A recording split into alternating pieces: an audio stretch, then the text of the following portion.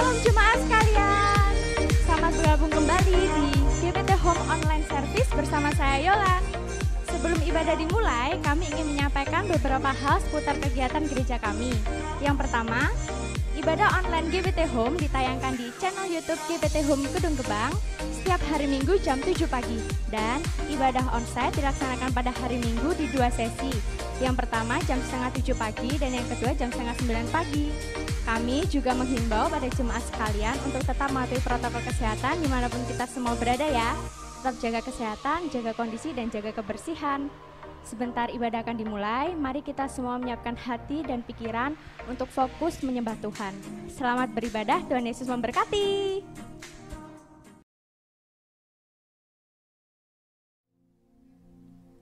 Puji Tuhan, Shalom Bapak Ibu yang terkasih yang saat ini tetap mengikuti ibadah online bersama-sama dengan kami. Mendekati hari-hari Natal, memperingati hari kelahiran Tuhan. Hari-hari ini pasti banyak yang sibuk untuk mempersiapkan diri memperingati Natal. Tapi saat ini mari kami mengajak untuk kita tidak fokus kepada kelahiran Tuhan saja, tetapi kita mau fokus kepada kedatangannya kedua kali yang akan menjemput kita bersama-sama. Mari saat ini juga kita mau bersyukur karena kita menjadi umat-umat yang dilayakkan untuk mendapat anugerah menyambut kedatangan Tuhan yang kedua kali. Mari naikkan syukur bersama-sama.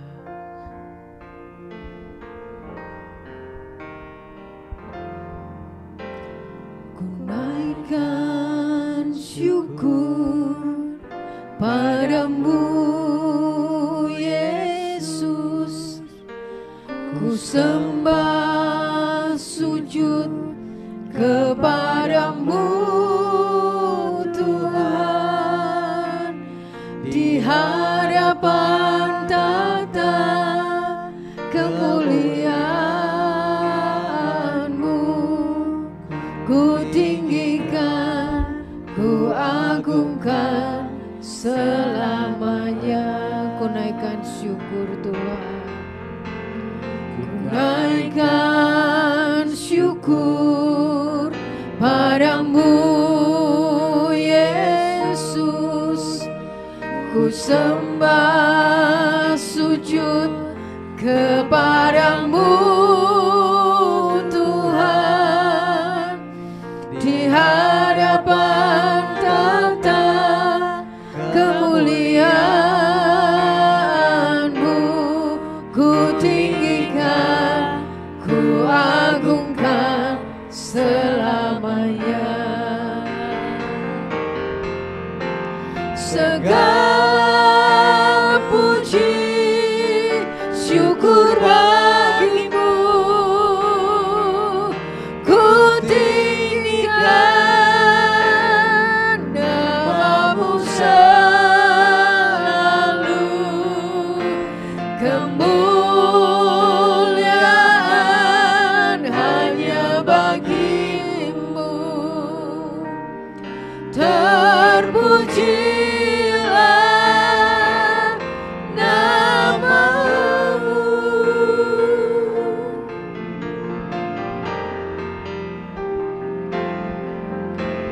Ku naikkan syukur padamu Yesus, ku sembah sujud kepadamu Tuhan, di hadapan tata kemuliaan-Mu, ku tinggikan, ku agungkan selamanya. Mari naikkan syukur. Segala puji syukur bagi-Mu, ku tinggikan nama-Mu selalu, kemuliaan hanya bagi-Mu. Terpujilah nama-Mu.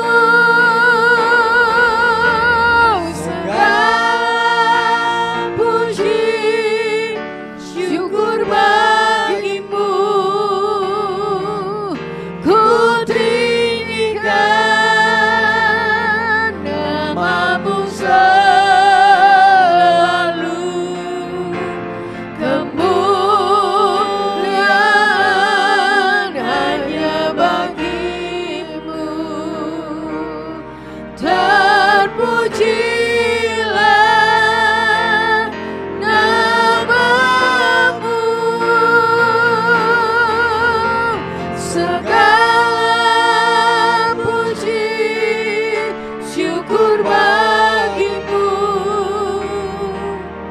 ku tinggikan namamu selalu, kemuliaan hanya bagimu. Terpujilah namamu, terpujilah namamu,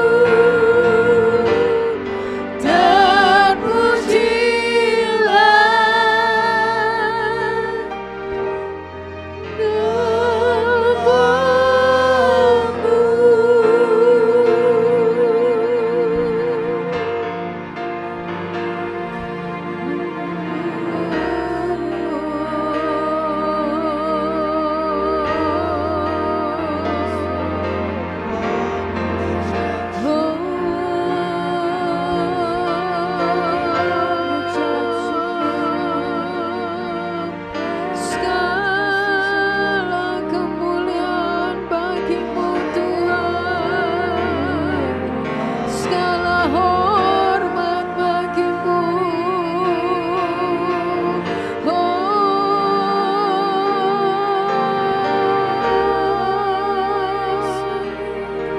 Segala keagungan bagimu Tuhan,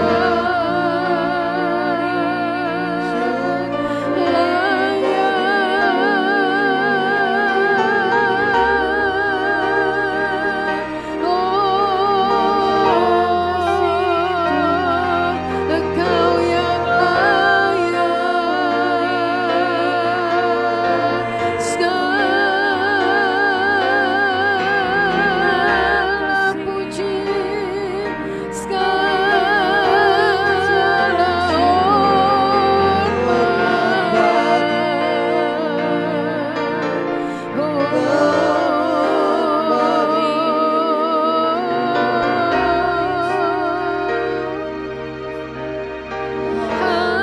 haleluya, kami naikkan syukur, kami naikkan syukur bagimu.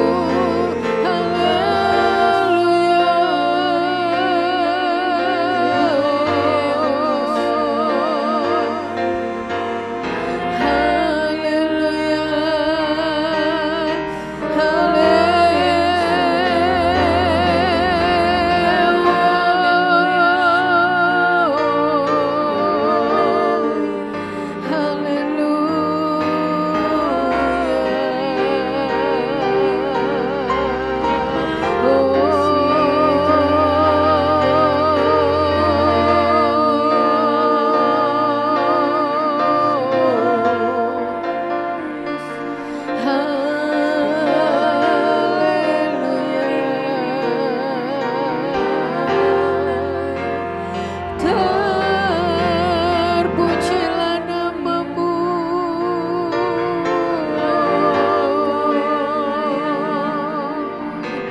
haleluya,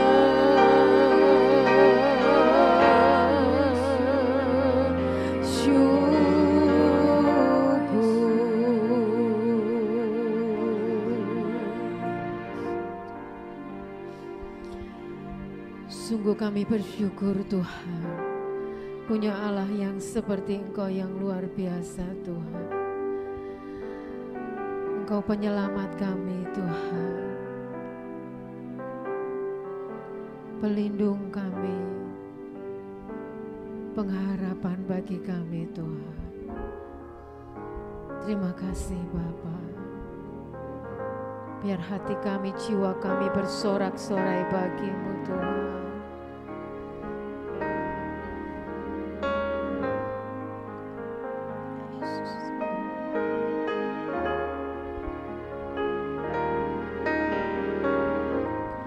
Yesus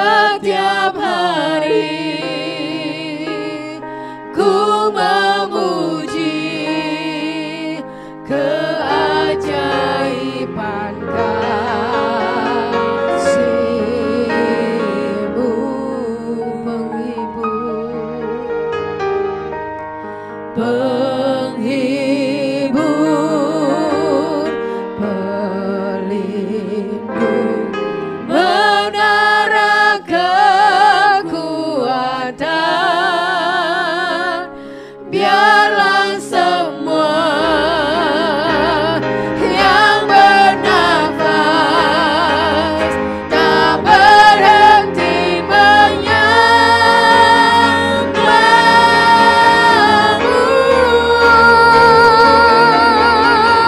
Nyanyi dan bersoraklah bagi Dia, pujian, hormat, kuasa bagi Raja. Gunung tunduk, laut bergelora, mendengar namamu. Ku bersuka atas perbuatanmu, selamanya ku kasihi Engkau Tuhan. Tiada janji seperti yang ada padamu. Nyanyi dan bersoraklah bagi Dia, pujian, hormat, kuasa bagi Raja. Gunung tunduk, laut bergelora, mendengar namamu.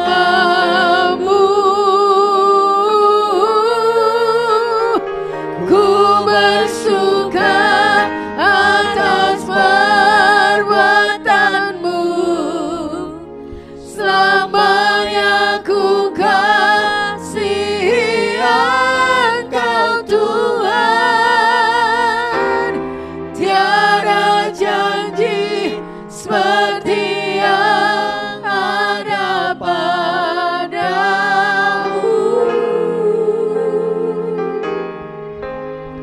Tiada janji seperti yang ada padamu.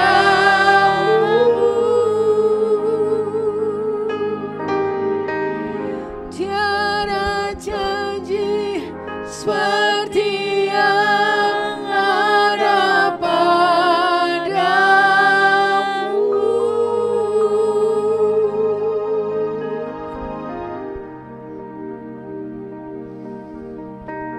Haleluya. Engkau Allah yang ya dan amin. Engkau yang berjanji dan Engkau yang pasti menepati Tuhan. Engkau yang tidak pernah membiarkan dan tidak pernah meninggalkan setiap pribadi yang menaruh harapan kepadamu. Engkau yang akan terus menyertai sampai pada kesudahannya Tuhan. Terima kasih, sungguh kami bersyukur karena kami memiliki Allah seperti Engkau Tuhan. Terima kasih Bapa. Siapkan hati kami untuk hati kami menjadi tanah yang subur, agar benih-benih kebenaran firman-Mu itu bertumbuh dan hidup di dalam hidup kami, sehingga hidup kami terus diubahkan. Kami semakin serupa seperti Engkau Tuhan. Terima kasih Bapa. Berkati kami, berkati hamba-Mu yang menyampaikan firman, sehingga sama-sama kami semua boleh diberkati Tuhan. Bukakan hati kami, pikiran kami untuk mengerti akan setiap kebenaran-Mu dalam hidup kami Tuhan. Terpujilah nama-Mu, syukur bagi-Mu, hormat, kemuliaan dan keagungan hanya bagi-Mu Tuhan. Terima kasih Bapa, Di dalam nama Tuhan Yesus kami berdoa. Haleluya. Amin.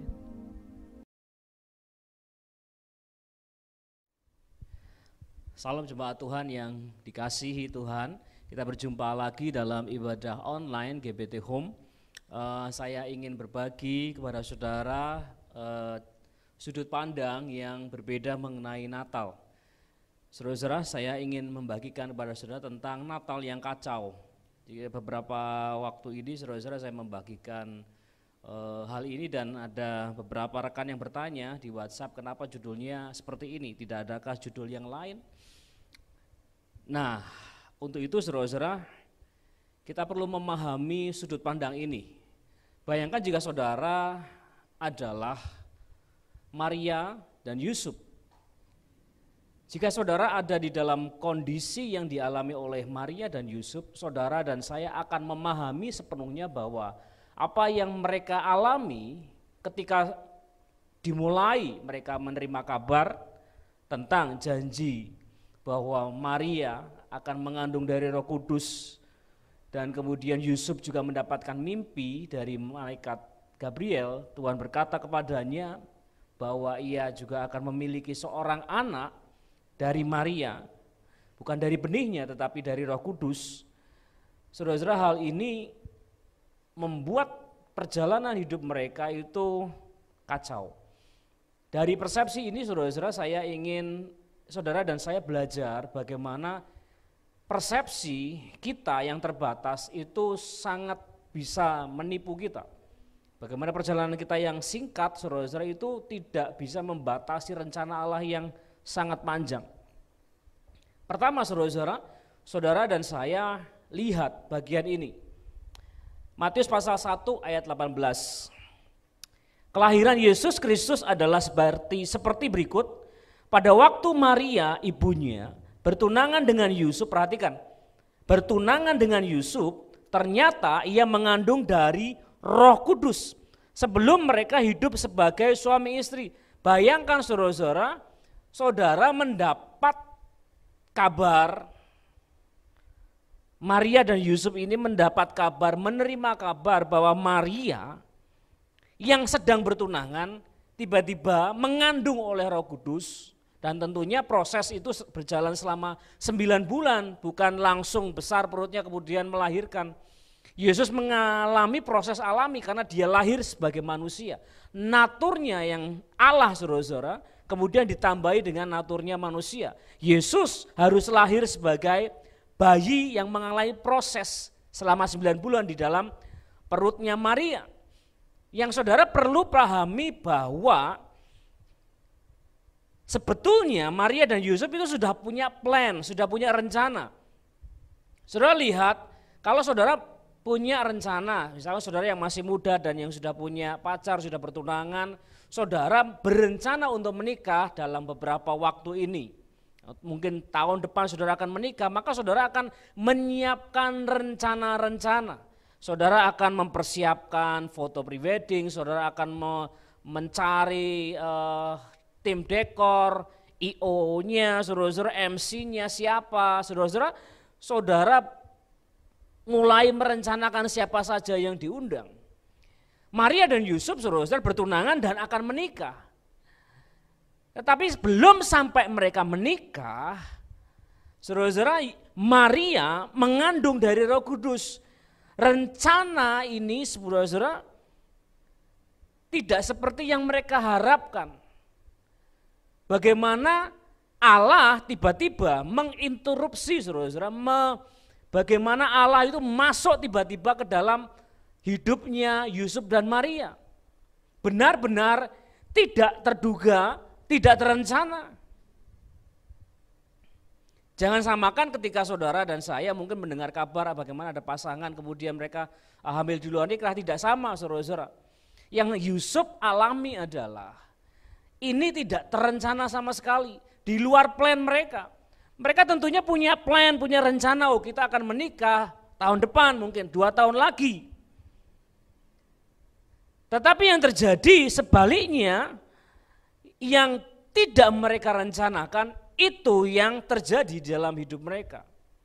Sekali lagi saudara-saudara, kita lihat dari perspektifnya Yusuf dan Maria, bukan perspektif saudara. Lihat bagaimana Natal pertama ini saudara-saudara sebagai Natal yang kacau. Karena apa? Satu, tidak terencana. Ya, tidak terencana. Itu di luar rencananya Yusuf dan Maria. Dan yang kedua, saudara-saudara, Lukas pasal 2 ayat 6 dan ayat yang ke-7. Ketika mereka di situ, tibalah waktunya bagi Maria untuk bersalin. Dan ia melahirkan seorang anak laki-laki, anaknya yang sulung, lalu dibungkusnya dengan lampin dan dibaringkannya di dalam palungan. Karena tidak ada tempat bagi mereka di rumah penginapan saudara. Kalau saudara membaca perikop ini dengan lengkap, itu dimulai dari kisah bagaimana Kaisar Agustus mengeluarkan dekrit untuk mengadakan sensus. Ini berkaitan dengan pajak. Dan semua orang di bawah jajahan Romawi itu harus kembali ke kota asal mereka untuk didaftarkan. Maria dan Yusuf, pada waktu itu Maria sudah hamil besar, 9 bulan, dia berada di kota Nazaret di Galilea. Sementara saudara-saudara kota kelahiran Yusuf dan Maria itu ada di kota Daud, Bethlehem Efrata. Itu bukan kota yang dekat, itu kota yang jauh. Dari Nazaret menuju ke kota Bethlehem itu sekitar 96 km, saya jelaskan minggu yang lalu. Saudara-saudara, bagaimana perjalanan mereka itu sangat berat bagi seorang wanita hamil. Tapi kehamilan Maria itu sudah genap 9 bulan dan di dalam perjalanan Maria harus melahirkan di mana saudara-saudara, bukan di penginapan karena semua penginapan habis. Kenapa habis? Karena semua orang harus mudik kembali ke kota asalnya untuk didaftarkan. Dan Maria dan Yusuf yang memang miskin ini saudara-saudara, terpaksa Maria melahirkan di dalam kandang-kandang. Kalau di zaman dahulu di bangsa Israel itu gua yang letaknya biasanya di bawah. Bayangkan saudara-saudara, tempat binatang yang berada di gua tanpa ventilasi yang baik, sistem pertukaran udara yang baik, baunya seperti apa di dalam gua seperti itu. Maka saya menyebut menurut sudut pandang Maria dan Yusuf, Natal waktu itu benar-benar berantakan, saudara-saudara. Satu, tidak terencana, dua, berantakan. Kenapa Allah enggak menggerakkan Kaisar Agustus, saudara-saudara, untuk mengadakan sensus di bulan-bulan sebelumnya? Kan perjalanan mereka lebih ringan. Kenapa harus sampai pas 9 bulan, pas sampai di kota Bethlehem, Maria harus melahirkan, tidak ada tempat penginapan. Jika saudara memperhatikan baik-baik, mereka berasal dari kota Bethlehem, bisa jadi mereka punya saudara di sana. Tapi nyatanya saudara-saudara, mereka harus melahirkan, Maria harus melahirkan saat itu juga, dan yang didapati satu-satunya tempat yang terbuka bagi bayi Yesus adalah kandang. Bagaimana raja segala raja, Tuhan segala Tuhan, yang harusnya direncanakan dengan baik kelahirannya, tapi lahirnya justru di dalam kandang. Bukankah ini Natal yang berantakan, saudara-saudara? Yang ketiga, ini soal nyawa. Bagaimana ketika Yusuf dan Maria memilih taat kepada Tuhan, mereka justru bisa kehilangan nyawa. Saudara-saudara, kita berpikir bahwa ketika saudara taat mengikuti amanatnya Tuhan, ketika saudara menjalani apa yang Tuhan perintahkan saudara untuk kerjakan, saudara diberi kemampuan untuk mengatasi banyak hal dan dipermudah. Ya kayak seperti duta besar, saudara-saudara dikasih surat tugas masuk ke sebuah negara, dia membawa mandat dari negara asalnya, kemudian dia diberi fasilitas oleh negaranya. Tapi Yusuf dan Maria sebagai pengemban tugas, amanatnya Allah, Maria melahirkan Tuhan Yesus, saudara-saudara. Yusuf harus membawa Maria, justru mereka hidup di dalam bahaya, mereka bisa kehilangan nyawa. Matius pasal 2 ayat 16. Ketika Herodes tahu bahwa ia telah diperdayakan oleh orang-orang Majus itu, ia sangat marah. Lalu ia menyuruh membunuh semua anak di Bethlehem dan di sekitarnya, yaitu anak-anak yang berumur 2 tahun ke bawah, sesuai dengan waktu yang dapat diketahuinya dari orang-orang Majus itu. Jadi orang-orang Majus ini kan mengikuti bintang, saudara-saudara. Dan perjalanan mereka sangatlah jauh, kurang lebih dari kelahiran sampai bayi Yesus berumur 2 tahun. Tapi saudara perhatikan, gara-gara akibat Yusuf dan Maria mengikuti maunya Tuhan, mereka hidup dan terancam bahaya. Bagaimana bayi Yesus bisa saja dibunuh oleh Herodes. Karena Herodes cemburu, dia iri, dia jangan-jangan orang Israel akan lebih menuruti raja yang baru lahir ini, bukannya dia. Dan Herodes memerintahkan membunuh semua anak, semua bayi di bawah umur 2 tahun, bayangkan. Itu Natal yang penuh bahaya. Saudara, bukan saja tidak terencana, Natal itu berantakan, tetapi penuh bahaya. Sudut pandang ini, saudara-saudara, mari kita bandingkan dengan diri saudara dan saya ketika kita menghadapi sebuah masalah, suatu masalah. Kita punya keterbatasan, kita memiliki kekurangan-kekurangan. Kita tidak mengetahui apa yang akan terjadi hari esok, saudara-saudara. Kita tidak mengerti apa yang terjadi 2 hari ke depan, seminggu ke depan, setahun ke depan, kita nggak tahu. Maka dari itu saudara-saudara, jangan terburu-buru menilai.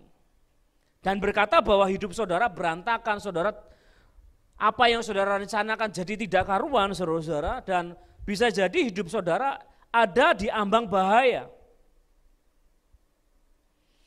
Ketika saudara dan saya memilih taat seperti Yusuf dan Maria, ingat saudara-saudara, Yusuf dan Maria taat. Mereka melakukan semua tepat seperti yang Tuhan mau. Seperti yang diperintahkan oleh para malaikat. Tapi justru saudara-saudara, rencana mereka berantakan. Dan kemudian hidup mereka bisa jadi dalam bahaya. Tidak terencana, sebaliknya sudah sesuai dengan rencana Allah. Saudara, ketika Allah membuat rencana, saudara-saudara, dalam kemahatauannya Allah, itu Allah sudah dari sejak kejatuhan manusia, Allah sudah menubuatkan tentang benih, yaitu Yesus Kristus. Kemudian melalui nabi-nabi Allah di perjanjian lama, Allah menubuatkan beberapa hal secara spesifik. Itu artinya semuanya sudah sesuai rencananya Allah. Hanya saja kita memang terbatas. Perhatikan Yesaya pasal 7 ayat 14. Sebab itu Tuhan sendirilah yang akan memberikan kepadamu suatu pertanda. Sesungguhnya seorang perempuan muda mengandung dan akan melahirkan seorang anak laki-laki. Dan ia akan menampakkan dia Immanuel. Kata perempuan muda, saudara-saudara, harusnya seperti ini. Therefore the Lord himself shall give you a sign, behold a virgin. Jadi jelas, virgin saudara-saudara itu perawan, bukan perempuan muda. Perempuan muda yang perawan, namanya Maria. Matius pasal 1 ayat 19 diberi keterangan bahwa Yusuf itu seorang yang tulus hati. Bahkan ketika dia tahu Maria mengandung dari Roh Kudus, dia tidak bersetubuh dengan Maria. Artinya orang ini benar-benar bertanggung jawab. Dia tidak mau saudara-saudara orang menyangka. Sejarah menyangka bahwa oh Yesus itu anaknya Yusuf. Karena Yusuf pernah bersetubuh dengan Maria. Yusuf begitu tahu itu dari Roh Kudus, saudara-saudara, dia tidak menjamah Maria. Dia menghormati Maria. Baru setelah kelahiran Tuhan Yesus, Maria memiliki beberapa anak yang lain. Kemudian Lukas pasal 1 ayat 27 dan 28 dijelaskan bahwa Maria seorang dari salamnya malaikat, saudara-saudara. Maria ini diberi karunia. Kemudian ayat 38, ketika diberi kabar bahwa ia akan mengandung dari Roh Kudus, Maria bersedia. Terjadilah sesuai kehendakmu kepadaku. Itu artinya Maria memberikan diri, saudara-saudara, merelakan diri, bersedia melewati masa sulit. Dan dari nubuatan-nubuatan yang lain, termasuk dari Mika, Nabi Mika, saudara-saudara, bagaimana mereka berasal dari keluarga Daud, dari kota Daud, dan melahirkan di kota Daud. Lihat Lukas pasal 2 ayat 10, saudara-saudara. Bagaimana mereka dibawa Allah menuju ke Bethlehem, bukan melahirkan di Nazaret. Berantakan. Kalau saudara melihatnya dari sudut pandang yang sempit, dari keterbatasan manusia, ya sangat berantakan. Tetapi sebaliknya sangat rapi. Mika pasal 5 ayat 1, tetapi engkau Bethlehem Efrata, ada 2 Bethlehem dalam Alkitab, ada Bethlehem Efrata, satunya Bethlehem Zebulon. Bethlehem Efrata dengan Bethlehem yang di Yudea itu sama. Hai yang terkecil di antara kaum-kaum Yehuda, daripadamu akan bangkit bagiku seorang yang akan memerintah Israel, yang permulaannya sudah sejak purbakala, sejak dahulu kala. Saudara lihat juga di dalam Matius pasal 2 ayat yang ke-6. Baik Maria dan Yusuf, mereka tinggalnya di Nazaret di Galilea. Tetapi ketika waktunya melahirkan, saudara-saudara perhatikan, Tuhan tiba-tiba menggerakkan Kaisar Agustus mengeluarkan dekret dan mereka terpaksalah keluar dari Nazaret, kemudian mengambil perjalanan menuju kota Bethlehem, sebuah tempat yang tinggi, yang menanjak. Dari Nazaret, saudara-saudara, menuju ke Bethlehem, itu jaraknya 96 km dan itu mereka harus melakukan perjalanan yang sangat sulit. Tapi apa yang mereka lakukan itu justru, saudara-saudara, menepati semua nubuatan yang ada di dalam Alkitab. Bayangkan kalau Maria dan Yusuf memilih untuk tidak pergi ke Bethlehem.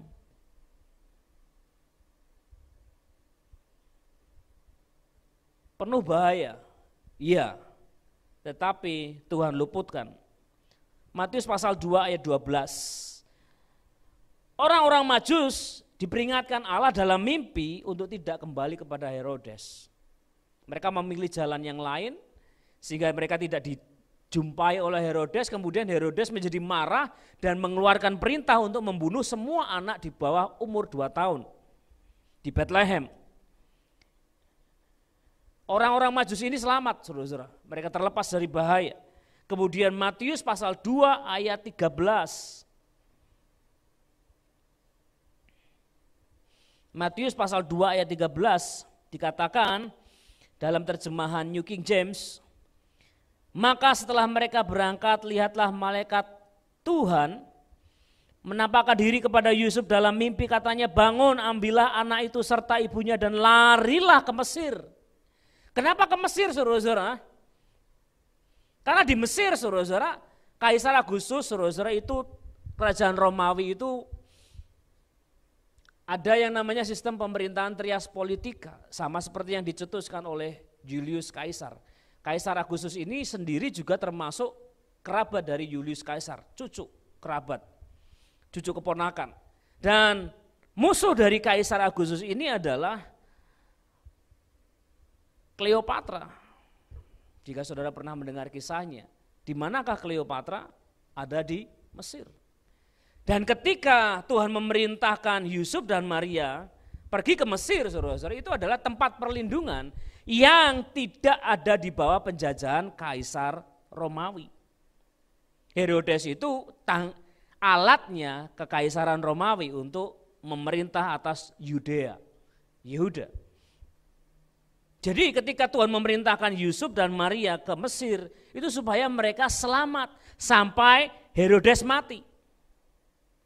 Ayat 14, ketika bangun ia mengambil anak itu serta ibunya pada malam hari, lalu berangkat ke Mesir dan tinggal di sana sampai Herodes mati. Supaya, perhatikan kata, supaya genaplah apa yang difirmankan oleh Tuhan melalui nabi, katanya dari Mesir aku memanggil putraku. Wow, saudara-saudara, bagaimana dua orang ini, saudara-saudara, Yusuf dan Maria, ketika mereka memilih taat kepada Tuhan, meskipun mereka orang yang dikaruniai, diberi kasih karunia. Maria mengandung Roh Kudus, diberi kasih karunia. Yusuf itu orang yang tulus hatinya. Ketika mereka taat, hidup mereka seolah-olah berantakan. Rencana-rencana mereka ambiar semua, saudara-saudara. Dan hidup mereka ada di dalam bahaya, mereka harus meninggalkan banyak sekali kenyamanan. Bahkan harus melahirkan di kandang domba. Bukan tempat yang baik. Semuanya itu ada maksudnya, semuanya itu ada planningnya, dan semuanya menuju ke satu aja, kehendak Allah yang terjadi. Jadi saudara-saudara, sebelum kita menghakimi diri kita sendiri, memutuskan bahwa hidup kita ini sebenarnya berantakan. Saudara berpikir, aku lahir dari keluarga yang tidak punya, aku lahir dari orang tua yang broken home, papa mama pisah, aku lahir di kota ini, aku lahir di ini, aku mengalami ini dan sebagainya. Saudara mulai menilai hidup saudara berantakan, tapi lihat, ada rencana Allah dalam hidup saudara. Sama seperti Natal yang kelihatannya berantakan, kacau, tapi Allah punya rencana atas hidup saudara. Jika saudara hidup tulus dengan Allah, maka Tuhan akan menata hidup saudara, menuntun langkah-langkahmu, sama seperti yang Tuhan lakukan kepada Yusuf. Mari kita berdoa. Bapa kami yang di sorga, kami mengucap syukur karena kami boleh melihat dari sudut pandang yang berbeda mengenai Natal. Bagaimana kami melihat apa yang dialami oleh Yusuf dan Maria. Mereka harus mengalami banyak hal yang sangat menyulitkan hidup mereka. Berantakan semua rencana mereka, berubah. Dan mereka hidup dalam bahaya oleh karena taat kepada Allah. Tetapi Tuhan, syukur karena pertolongan-Mu. Kami boleh melihat bagaimana rencana Tuhan itu yang justru tergenapi atas hidup mereka. Terima kasih Tuhan, biarlah jadilah kehendak-Mu atas hidup kami. Engkau menolong kami dalam ketidaktahuan kami. Supaya kami melihat semuanya dengan iman, dengan mata iman, dan berjalan dengan iman. Terima kasih Tuhan memberkati semua yang menyaksikan tayangan online ini. Biarlah kami menerima berkat yang terbaik dari Bapa di hari Natal ini, supaya yang terjadi dalam hidup kami adalah kehendak-Nya Bapa. Terima kasih di dalam nama Tuhan Yesus Kristus kami berdoa dan mengucap syukur. Amin.